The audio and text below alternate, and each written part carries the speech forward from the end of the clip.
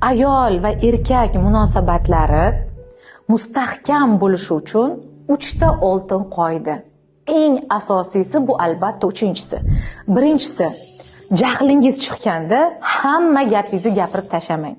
Chunki jahl chiqqanda inson o'zi bilmagan holda kimnidir ko'nglini sindirib qo'yishi mumkin. Ikkinchisi, o'zingizni hamma tomoningizni aytib qo'ymang. Yashirin tomonlaringiz, ya'ni o'qilmagan kitob tomonlaringiz bo'lsin. Oxirigacha o'zingizni ko'rsatmang. Sirliroq bo'ling. Uchinchisi, eng asosiysi esa o'zingizni qanaqa hurmat qilsangiz, juftingizni ham xuddi shunday hurmat qiling.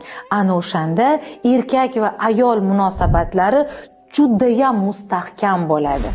Agar ana shunday muammolardan butunlay xalos bo'lmoqchi bo'lsangiz, men psixolog Nasiba Xo'jayeva o'zimni 7 kunlik Men boyman deb nomlangan mutlaqo bepul marafonimga start berish arafasidaman. Bunda qatnashish uchun hoziroq izohlarda 3 ta 7 sonini qoldiring. Men sizga havolani jo'nataman. Ana shu havola orqali dars bo'ladigan Telegram kanalimga o'tib oling.